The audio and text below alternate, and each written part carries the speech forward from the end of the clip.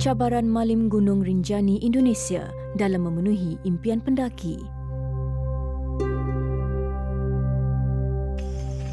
Aktiviti menikam udang di sungai penuh buaya. Memang udang ni kalau balik memang ada perih tubuh lah.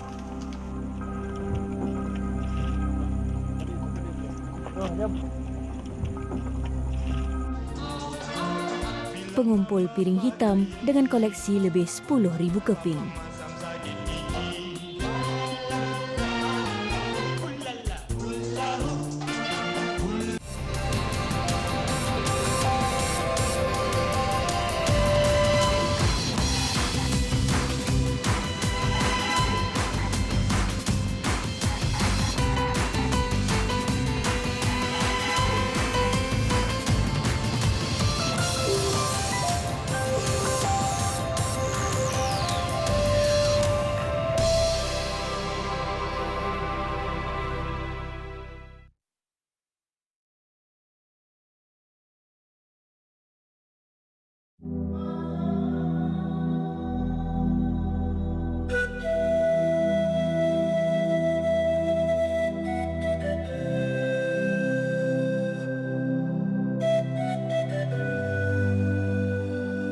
Kerja dekat rumah ada je, tapi tak mencukupi. Jadi porter boleh 3 hari 4 hari makan.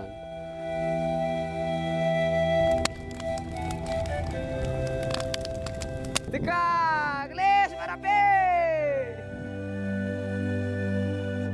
Biar saya memikuli berat, biar anak saya ringan.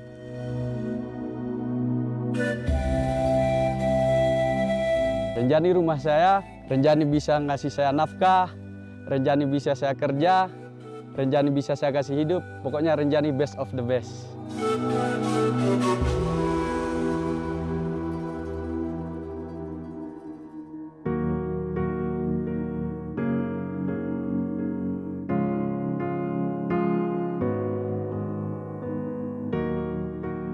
...90 km dari timur Lombok, Indonesia. Desa Sembalung Lawang, antara gerbang permulaan bagi pendaki yang ingin menawan puncak Gunung Rinjani. Dikelilingi pergunungan dan udara segar, menyebabkan rata-rata penduduk di sini menjadikan pertanian dan pelancongan sebagai sumber ekonomi mereka. Namun bersebelahan Pulau Lombok, senarionya berbeza. Badan Pengurusan Bencana Indonesia BNPB memberi amaran risiko letusan besar Gunung Berapi Agung diramal berlaku. Amaran tertinggi iaitu tahap 4 dikeluarkan selepas ia meletuskan debu tebal. Bunyi letupan lemah juga kedengaran sejauh 12 km. 21 November 2017, Pulau Bali. Lebih 5 dekad menyepi, Gunung Agung tiba-tiba meletus. Debu tebal daripada gegaran agung memaksa pihak berkuasa Indonesia mengeluarkan amaran tahap 4. Lebih 100,000 penduduk tempatan diarah berpindah.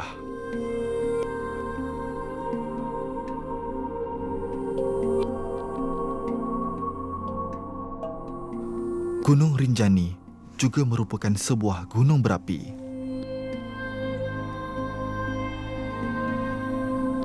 Seratus kilometer dari Agung, Gunung Rinjani juga pernah meletus pada tahun 2010. Namun peristiwa 7 tahun dahulu tidak mematikan semangat penduduk tempatan untuk terus mencari rezeki. Mereka, porter atau malim gunung, wira yang tidak didendang bakal menemani kami, sang pendaki yang ingin mencapai mimpi menawan puncak Gunung Rinjani.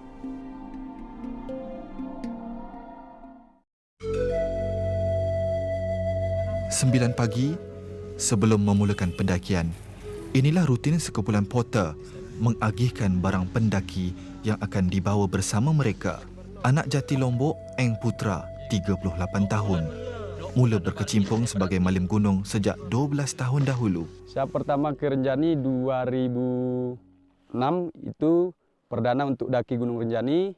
Jadi porter mulai tahun 2008. Kebetulan juga saya waktu dari sekolah, saya hobi alam, gabung sama anak pecinta alam. Pengalaman pertama itu naik Gunung Rinjani. Kekangan kos sara hidup menyebabkan majoriti anak tempatan di sini bekerja sebagai malim gunung bagi menambah pendapatan. Hari ini tugasnya bukan sahaja sebagai porter, malah Eng Putra berperanan mengetuai ekspedisi pendaki untuk menawan puncak gunung berapi kedua tertinggi di Indonesia itu. Jalur Sembalun. Di sini pendakian bermula. Terselah keterujaan dan kegembiraan di wajah para pendaki. Sepanjang laluan 400 meter ini, kami kagum dengan keindahan flora dan faunanya yang masih terpelihara. Paras ketinggian 3,726 meter, Gunung Rinjani ialah antara impian setiap pendaki di seantero dunia. Panorama indah dan laluan yang mencabar memberi kelainan buat pemburu adrenalin. Tidak heranlah Rinjani sentiasa menjadi pilihan pendaki untuk menawannya. Hampir sejam perjalanan, kami terpegun melihat bekas laluan lava ini. Ia menggambarkan betapa dahsyatnya letusan gunung berapi yang pernah berlaku suatu masa dahulu.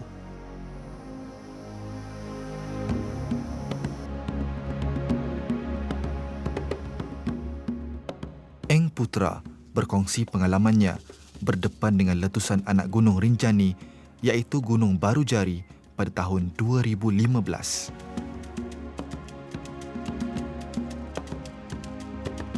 Meletus Gunung Barujari, kebetulan kita ada di Pelawangan, nunggu tamu balik dari summit. Rencana kita mau ke danau, tapi kita mau ke danau, Gunung Barujari sudah meletus. Tapi kawan-kawan banyak juga di danau hari meletus itu. Kejadiannya itu pertengahan maghrib sama isya. Korban alhamdulillah tidak ada. Begitu meletus mereka bisa melarikan diri. Karena alhamdulillah guide porter bisa diandalkan walaupun dalam kejadian apapun mereka bisa handle. Langkah demi langkah membawa beban yang mampu mencapai 40 kg. Kami kagum melihat kegigihan mereka. Bukan calang-calang orang yang mampu memikul beban seberat ini ketika ekspedisi mendaki gunung.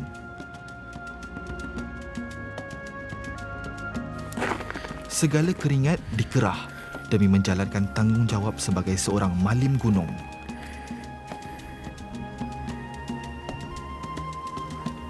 Sementara itu, Amar Rafi juga ada alasan sendiri memilih pekerjaan ini sebagai sumber mata pencariannya. Kita jadi porter ni dulunya orang susah untuk mencarikan menghidupkan keluarga, makan.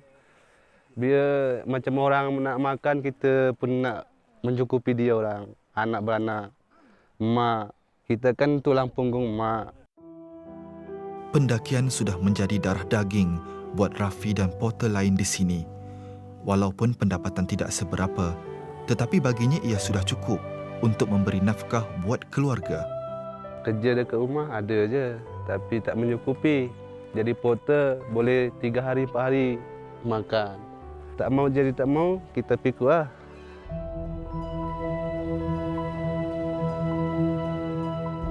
Perasaan senang, sedih, campur gaur.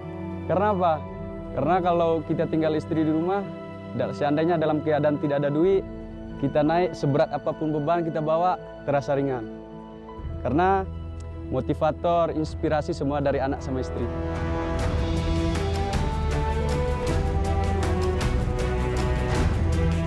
Bukan sahaja mempunyai tenaga luar biasa, mereka juga mahir dalam selok-belok di Gunung Rinjani. Mengiringi pendaki dengan kudrat 4 kerat, siapalah pendaki yang menawan puncaknya tanpa kepakaran mereka. Baiklah, sekarang saya bersama porter untuk duduk berehat sebentar. Kalau ikutkan mereka lagi banyak tenaga yang perlu digunakan sebabkan beban yang mereka bawa adalah lebih 2 ke 3 kali ganda daripada pendaki. Dan mereka hanya menggunakan sebatang buluh dan di buluh itu mereka mengikat 2 biji beg ataupun beban untuk mereka pikul daripada bawah hingga ke puncak.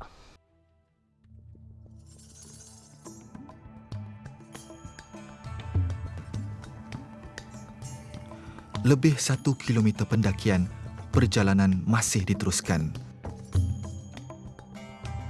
Namun kepenatan sudah mula terserlah di wajah pendaki. Bentuk muka bumi yang mencabar benar-benar menguji kesabaran mereka. Sekiranya berlaku sebarang kecelakaan, Eng Putra turut bertindak sebagai medik. Dok, singgah dengan tili atas Oras. Faktor geografi gunung berapi ini berbeza dengan pergunungan lain. Oleh itu mereka lebih selesa beralaskan selipar sepanjang pendakian. Kalau masalah porter pakai slipper mungkin karena kita porter kalau kita pakai kasut berat. Beban sudah berat, kita pakai kasut lagi, langkah kita berat. Kalau kita pakai slipper enak rasanya. Kalau pakai sandal jepit kan kalau pas lagi panas angin dia adem. Kalau pakai sepatu panas rasanya. Sama kita ngelangkah juga enteng. Jam 2 petang. Kami berehat sebentar sebelum meneruskan pendakian. Eng bersama malim gunung lain sibuk menyiapkan makanan tengah hari kami. Ketika beristirahat, Eng turut berkongsi kisah adat dan pantang larang di gunung ini. Kalau zaman dulu pantangannya kita tidak boleh bahasa kotor, berbuat yang tidak bagus. Kayak kita naik, kita ngomong kotor-kotor sama kawan-kawan itu tak boleh. Dulu sebenarnya orang kampung, orang kalau asli Lombok, kalau dia naik ke Rinjani, dia harus berpakaian kain putih, harus diiringi oleh kepala suku atau bisa dibilang pemangku adat. Sepanjang pendakian ini, kami teruja melihat keindahan bunga Edelweiss. Dikenali bunga abadi kerana tidak mudah layu, namun kini kian pupus setelah ramai pendaki memetiknya untuk dijadikan buah tangan. Kini juga dikenali bunga larangan. Pendaki dilarang untuk memetik bunga ini. Pos 2. Setelah hampir 5 jam melawan aras ketinggian gunung ini, kami telah mencapai misi pertama. Di sini kami akan berehat semalam sebelum cabaran seterusnya. Kalau kita sebelum berangkat ke summit, kita briefing dulu sama kawan-kawan. Kita kasih tahu kalau pas lagi mau rehat, jangan terlalu kanan, jangan terlalu kiri, ambil tengah-tengahnya sedikit. Karena sebelah kanan pun jurang, sebelah kiri pun jurang.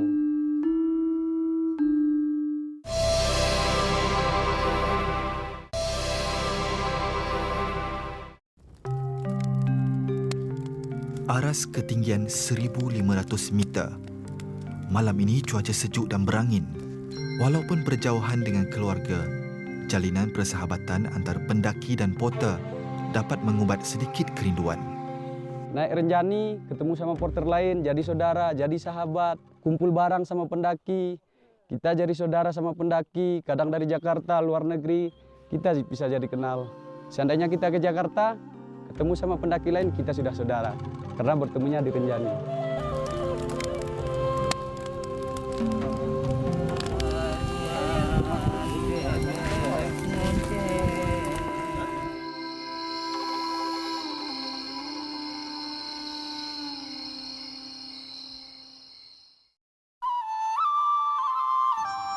Tujuh pagi. Hari kedua pendakian menuju ke puncak Gunung Rinjani. Sebelum memulakan pendakian, Eng Putra memastikan para pendaki mengalas perut terlebih dahulu. Kami difahamkan jarak pendakian dari kem ini menuju kem Pelawangan lebih jauh berbanding hari pertama. Keramahan porter menyebabkan mereka disenangi oleh pendaki ekspedisi ini. Kebersihan gunung turut diutamakan ketika pendakian. Mereka menganggap ia sebagai tanda penghormatan sepanjang berada di sini.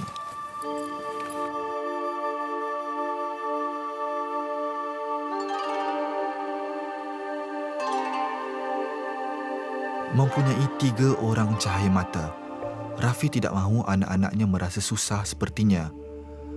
Malah impiannya mahu melihat anak ke sekolah seperti kanak-kanak lain. Kita semangatkan untuk menyukupi ibu anak biar tak sampai menangis untuk mencari kepuasan hidup.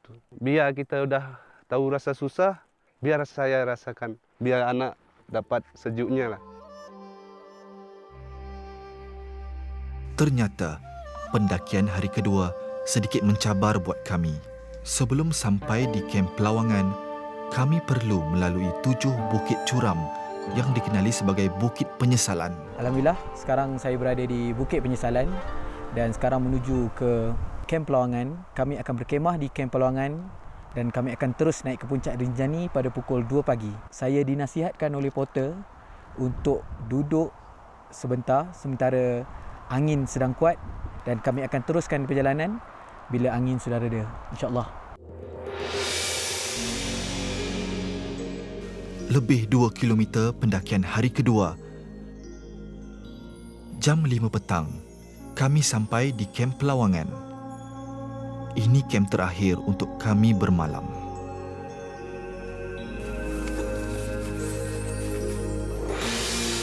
Dua pagi, bermulanya hari baharu. Hari ini pendakian terakhir bagi menawan puncak Gunung Rinjani. Ketinggian melebihi 3,000 meter menyebabkan cuaca semakin sejuk. Malah oksigen semakin berkurangan dan ini menyukarkan pendakian. Kalau kita sebelum berangkat ke summit, kita briefing dulu sama kawan-kawan. Kita kasih tahu kalau pas lagi mau rehat, jangan terlalu kanan, jangan terlalu kiri, ambil tengah-tengahnya sedikit.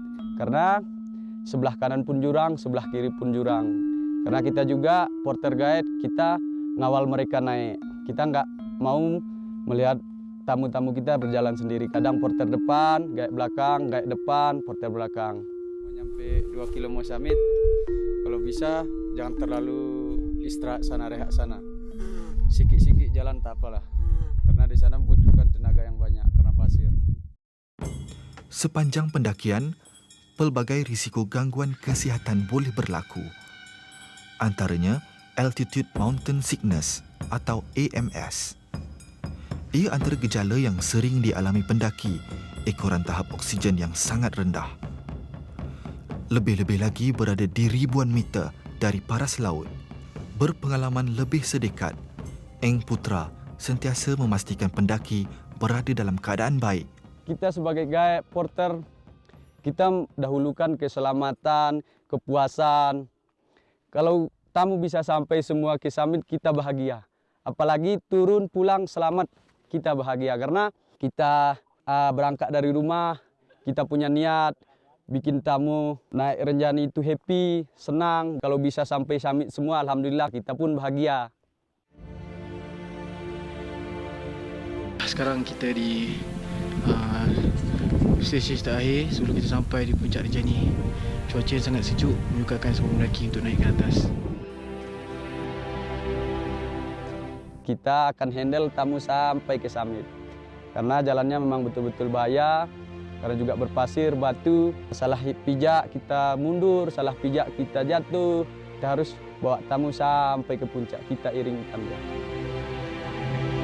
500 meter terakhir, langkah semakin sukar disebabkan laluan berpasir ini.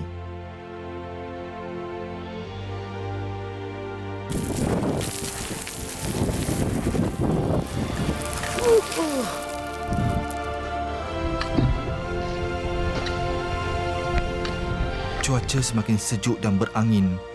Ia benar-benar menguji ketahanan fizikal dan mental sepanjang pendakian ini. Namun, kecekalan dan keberanian malim gunung di sini sedikit menyuntik semangat kami meneruskan langkah. Pendakian kami hampir ke garisan penamat. Alhamdulillah, selepas 5 ke 6 jam mendaki daripada Pelawangan, akhirnya saya sampai di puncak Gunung Rinjani. Trek yang terakhir ni adalah trek yang paling sukar sebab batu dipenuhi dengan pasir dan step kita kena jaga. InsyaAllah, satu hari nanti saya akan kembali ke sini. Jom ke puncak. Woo!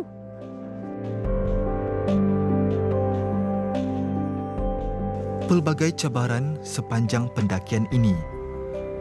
Namun bagi Eng Putra dan porter di sini, segala penat lelah mereka sudah berbayar saat melihat riak wajah para pendaki di puncak Rinjani.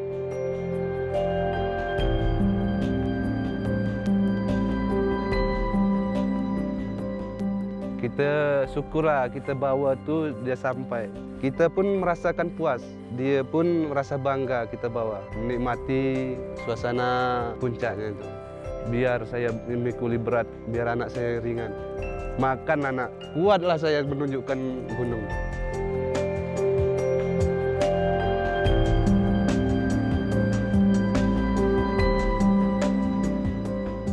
Renjani rumah saya, karena kenapa? Renjani bisa ngasih saya nafkah, Renjani bisa saya kerja, Renjani bisa saya kasih hidup. Pokoknya Renjani best of the best. Walaupun nama mereka jarang disebut, kerana keringat, kecekalan dan keberanian mereka lah impian pendaki menjadi realiti. Tugas mereka sudah selesai, tetapi hari esok Padang Rinjani harus ke sini lagi demi mencari rezeki.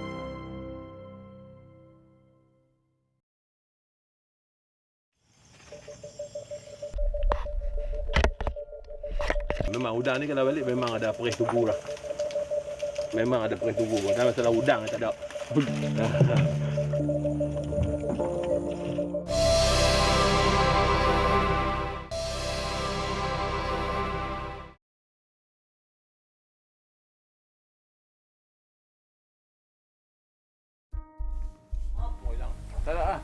Kampung Nibong Hangus, sebuah kampung nelayan tradisi berhampiran Kuala Kurau, Perak.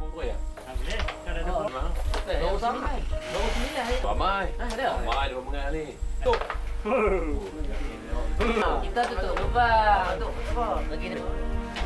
Kebanyakan penduduknya memiliki bot sendiri yang digunakan untuk memasang bubu, jala mahupun memancing.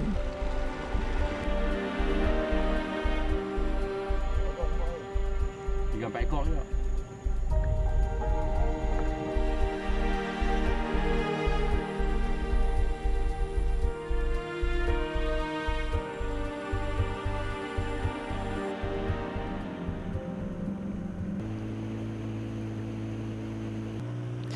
Hashim Ahmad, 52 tahun, menukar kerjaya di darat sebagai pemandu jengkaut menjadi nelayan sungai sepenuh masa sejak 10 tahun lalu.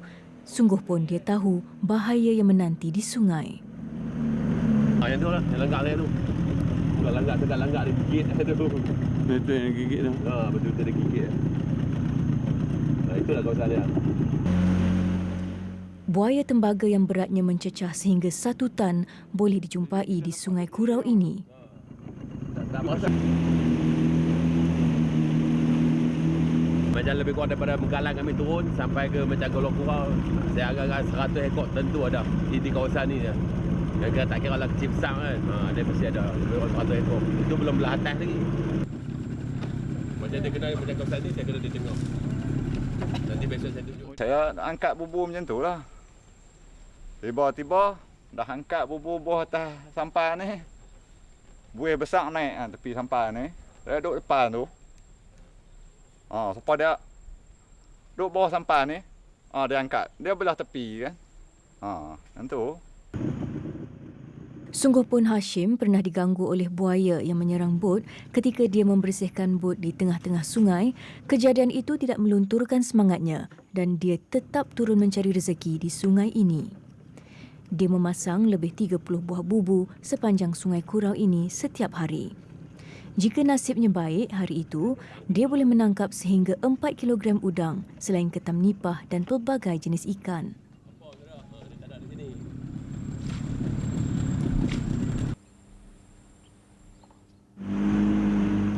Waktu yang paling ditunggu oleh nelayan sungai di sekitar Nibong Hangus ini ialah ketika air mati.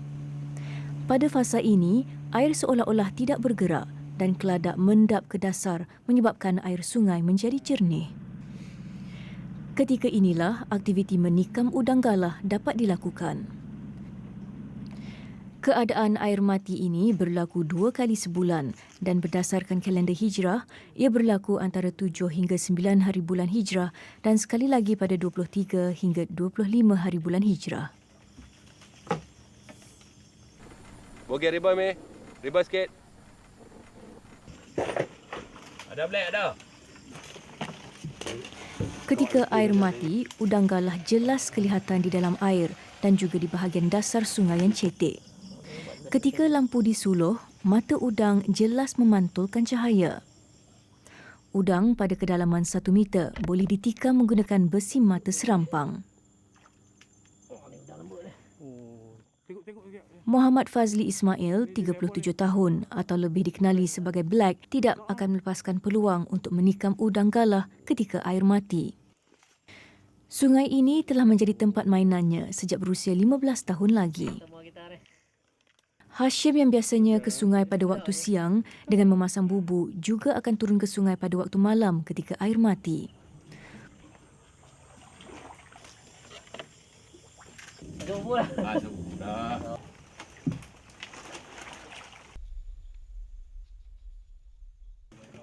Udang gemar berlindung di celah-celah dedaun pokok nipah dan pokok berembang yang berada di pinggir sungai.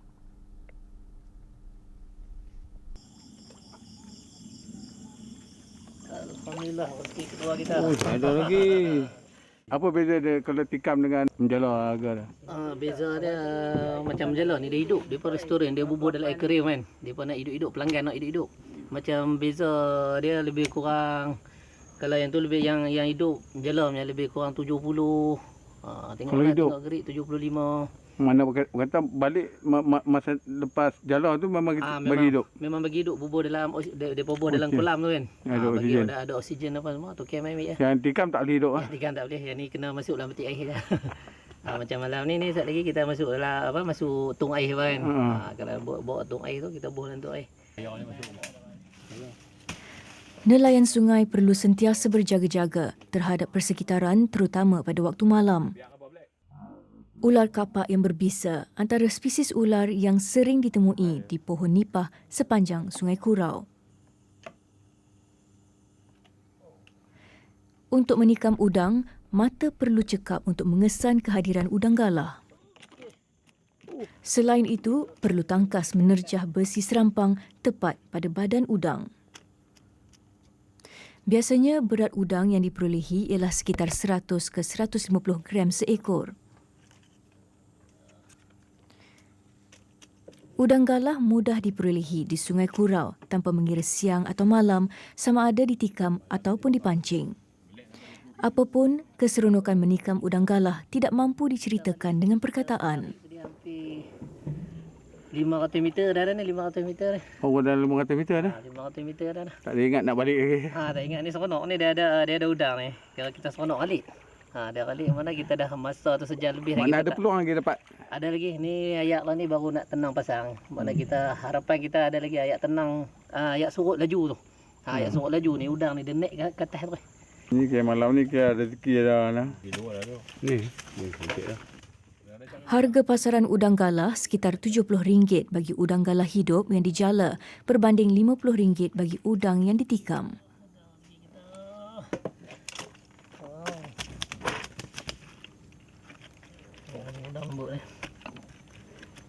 Okay, Black cerita sikit ni. Ni berapa lama boleh dapat banyak ni? Ya, ni kita sekitar lebih kurang sejam lebih kita turun tadi ni. Daripada pukul 9 dah ni 10 lebih. Lebih kurang sejam setengah dah lah. Dah hampir 3 kilo ni, 2 kilo lebih tentu dah. Hashim yang dulu bekerja sebagai pemandu jengkaut mampu menyara keluarganya dengan menjadi nelayan. Hasil dari sungai bergantung atas kerajinan diri. Udang galah misalnya sentiasa mendapat permintaan dan mempunyai pelanggan tetap. Memang udang ni kalau balik memang ada perih tugu lah. Memang ada perih tugu. Dan masalah udang tak ada. Katakan Tak boleh simpan dah. tak boleh simpan lah. Kita dengan kawan dia kena booking. Ya. Baru habis simpan untuk mereka. Kalau tidak selalunya tak ada lah. Kehadiran udang galah turut menjadi tarikan golongan muda untuk sama-sama ke sungai mencari rezeki.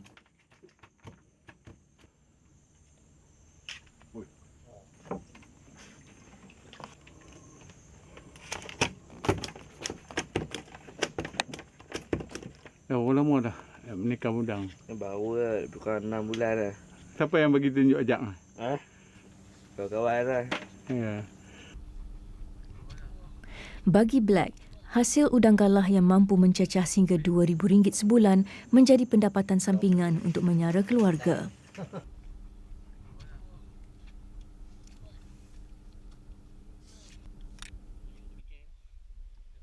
Ni ke malam ni ke rezeki dah lah. Bawa ais lain lah. Bawa ais lain lah. Okey, bubuh.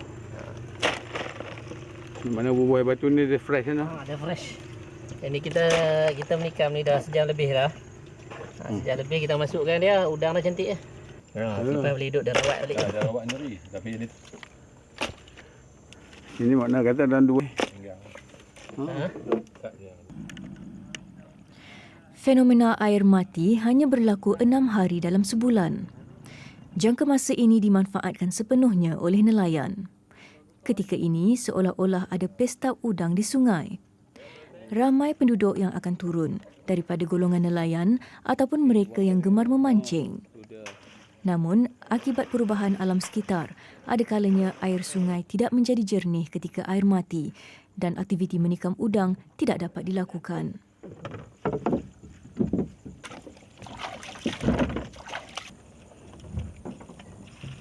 Yang ni bukan bawah tenang.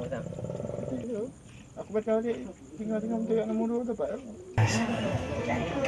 Untuk meraih ikan, rakan-rakan Black dan Hashim membawa hasil tangkapan udang galah ke restoran makanan laut yang terdapat di sekitar Parit Buntar untuk dimasak dan dimakan bersama-sama.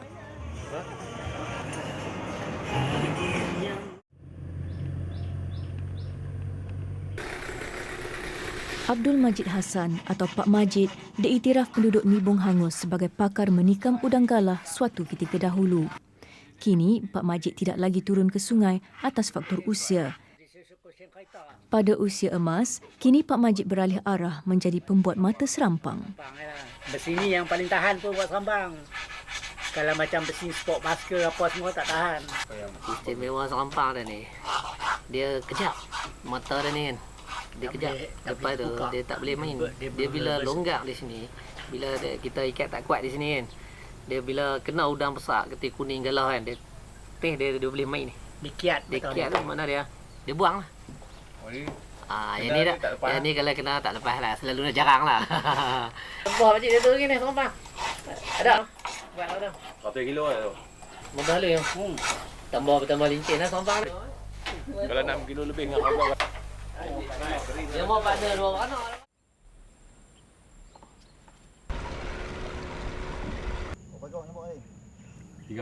Menurut pemerhatian nelayan yang arif, di mana ada buaya, di situ udang galah boleh diperolehi.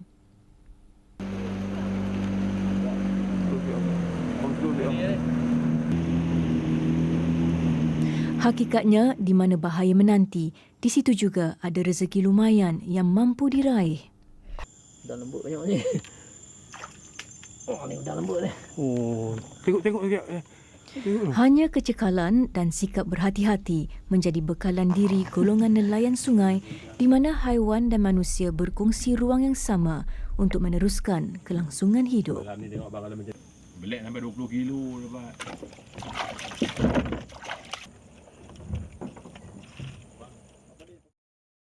Rasa macam seronok tengok bila piring tu berpusing, mengeluarkan bunyi dan bunyi dia pun sedap.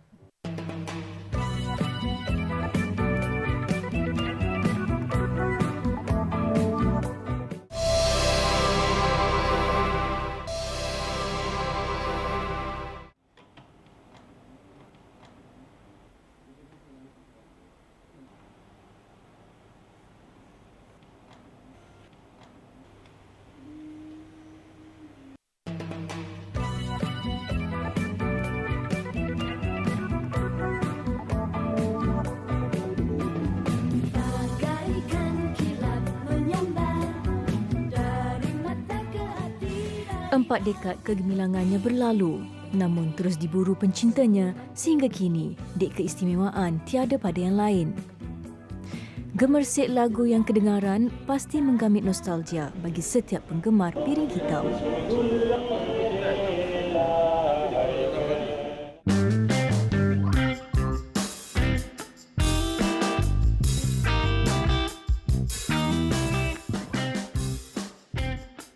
Petaling Jaya, Selangor. Bila mama pakai celana, papa garuh kepala.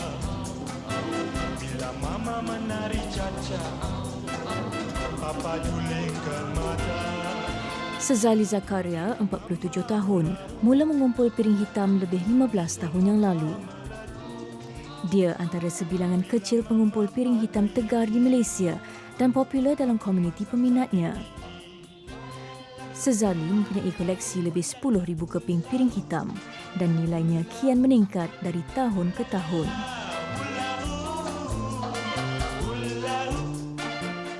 Saya mula mula mengumpul piring hitam ni kira agak awal sikit.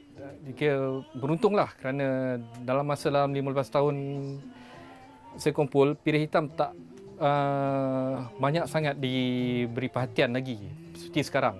Sekarang ni harga dia kalau dibandingkan dengan mula-mula saya kumpul tak semahal, tak yang seharga sekarang ni lah kan, harga agak tinggi. Saya didedahkan dengan muzik daripada piring hitam sejak dia kecil lagi. Sejak daripada kecil, arwah ayah saya pun dengan makcik-makcik saya pun antara yang mengumpul piring hitam. Jadi semenjak daripada zaman tu saya selalu didedahkan dengan alunan piring hitam dan jadi dari situlah saya rasa macam timbul rasa macam seronok tengok bila piring tu berpusing, mengeluarkan bunyi dan bunyi dia pun rasa macam sedap banding kalau saya nak comparekan dengan bunyi daripada alat pemain lain kan. Selain piring hitam daripada penyanyi tempatan, Sezali turut mengumpul piring hitam dari luar negara. Tahun 70-an dan 80-an merupakan era kegemilangan piring hitam. Antara koleksi kegemaran Sezali ialah daripada kumpulan era 70-an iaitu Idol Sisters. Bagi Sezali, melodinya sungguh mempesona dan mengasyikkan.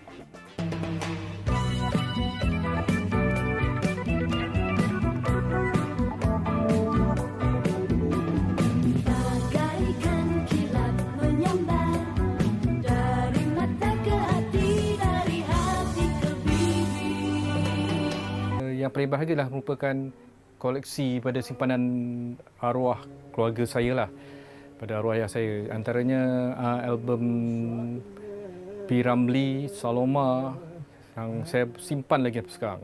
Antara kejap saya rasanya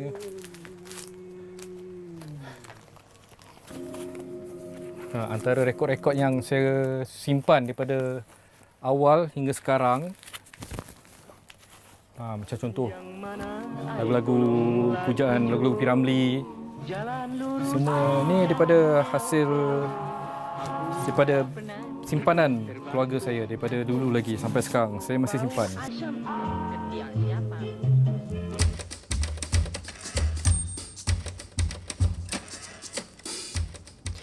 Petaling Jaya, Selangor. Setiap hujung minggu di pusat membeli belah ini diserikan dengan penjualan barangan antik dan unik.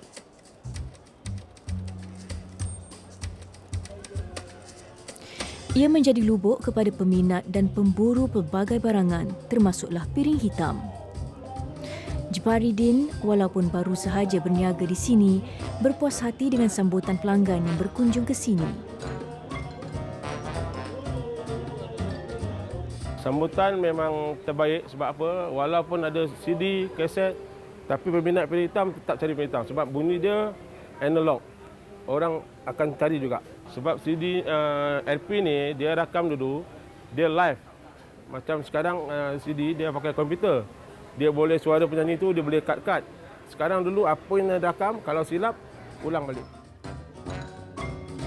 Menurut Jepari, pada mulanya agak sukar untuk mencari piring hitam kerana kebanyakannya sudah rosak. Ada kalanya dia terpaksa pergi dari rumah ke rumah untuk mencari piring hitam yang dikehendaki.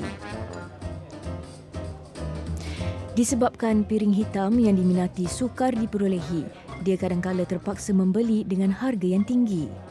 Di tangan saya ni terdapat 2 LP ataupun piring hitam. Jika kita dapat lihat daripada segi fizikalnya adalah seakan-akan sama, okey, berwarna hitam dan saiznya juga adalah sama, iaitu 10 inci. Okey. Tapi sebenarnya bagi kedua-dua LP ni berbeza harga dia. Okey. Jadi boleh Encik Jepari terangkan kenapa harganya berbeza? Harga bergantung kepada condition LP. Kalau LP tu cantik, harga lebih tinggi lah. Tapi kalau Piramli memang harga dia mahal. Kalau macam ni dalam RM1,500 boleh jual. Harga asal dulu mungkin dalam RM15. RM15 ya. Kualiti musiknya tu sangat baiklah. Okey, jadi mari jom kita dengar muzik tu.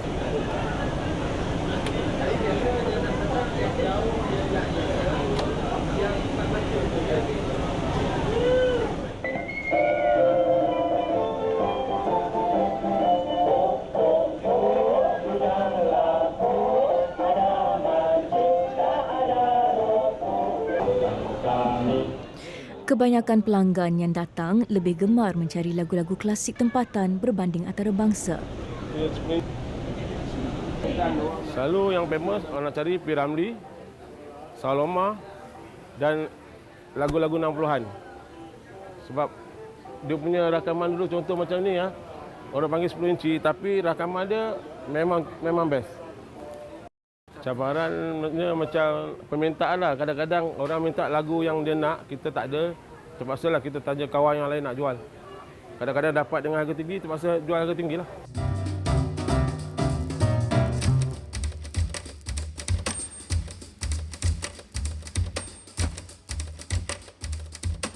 Pada hujung minggu, Sezali selalunya akan meluangkan masa di rumah bersama isterinya, Nur Hafizah Mansuruddin, sambil ditemani alunan lagu dari Piring Hitam.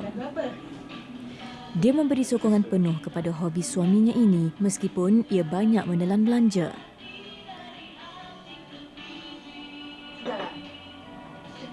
Hafizah juga kagum dengan kualiti muzik dihasilkan Piring Hitam koleksi mereka. Kalau pasal teknologi, mungkin budak-budak sekarang ni dia tak mengenali apa tu player Piring Hitam. Diorang tak pernah nampak tau. Macam kita orang dulu masih kecil-kecil, kita dah biasa tengok arwah nenek kita, arwah atuk kita ada player ni. Jadi patutnya diperkenalkan balik. Jadi sebab dia punya sound music tu I suka dengan lagu LP punya muzik daripada sound daripada dulu ada kaset semua kan. Bunyi dia lagi sedap.